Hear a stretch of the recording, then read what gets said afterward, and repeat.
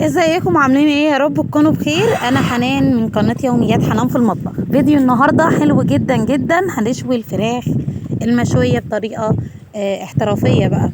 عايزة اقول لكم ان الطريقة دي اروع طريقة انا شويت بيها فراخ ممتازة يا جماعة. يلا نشوف عملناها ازاي، بس يا ريت متنسونيش في لايك وشير وسبسكرايب للقناة. يلا نشوف عملنا ايه.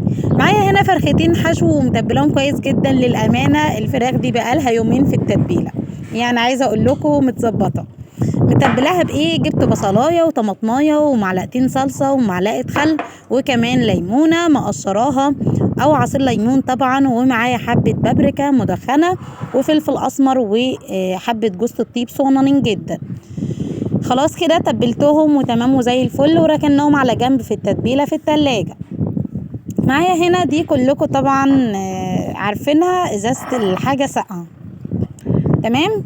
الازاز دي هتدخل الفرن يا جماعه، محدش يستغرب خالص. هنجيب الازازه دي تكون نظيفه طبعا ونغسلها كويس جدا ونرجع نشوف هنعمل بيها ايه. طبعا بديل الازازه دي لو مش موجوده عندك هتقدري تعملي ايه؟ هتجيبي الكوبايات اللي هي الشوب بتاعه العصير، تمام، او تجيبي دي اللي هي مخصصه اصلا للشوب للعصير، تمام. اي حاجه موجوده عندك في البيت تكون ازاز.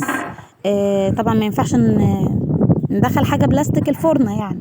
في حد يسالني سؤال ويقول لي طب دي مش حراري؟ ده ازاز مش حراري، ده ازاز عادي، ازاي يدخل الفرن؟ ما تقلقوش يا جماعه، انا مجرباها يعني، عايزه اقول لكم ولا مليون مره.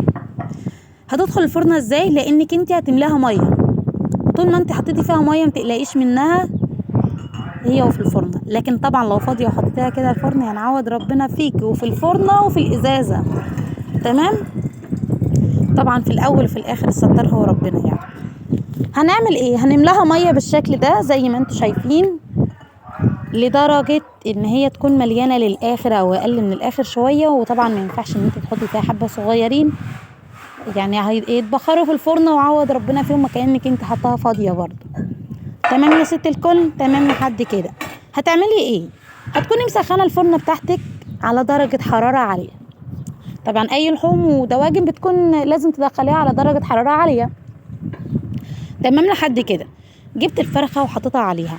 الفرخه طبعا اللي متبله وطلع عينها في التتبيله، يعني عايزه اقول لكم ان هي ما شاء الله متظبطه.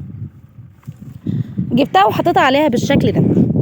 هنا انا بقى عندي مشكله، الفرن بتاعتي صغيره، فجيت لما حطيت الازازه بتاعت الحاجه ساعه دي وحطيت عليها الفرخه لقيتها كبيره وما ظبطتش معايا في الفرن. عملت ايه؟ جبت الكوبايات اللي هي الشوب دي، بس جبت كوبايات صغيره شويه وعبيتها برضو ميه ورحت حاطه عليها الفرخه بالطريقه اللي انا وريتها لكم وشرحتها لكم كمان.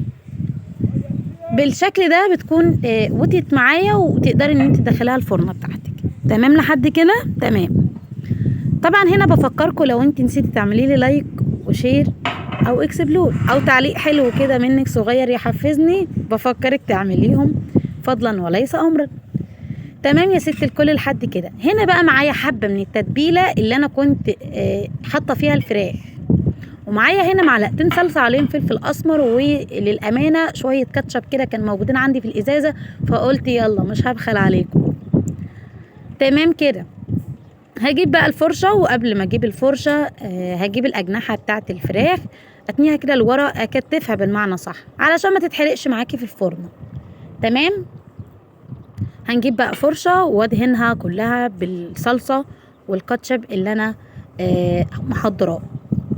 والتتبيله طبعا يعني هي ما كانتش محتاجه تتبيله بصراحه، يعني ما شاء الله هي متبله بطريقه حلوه جدا.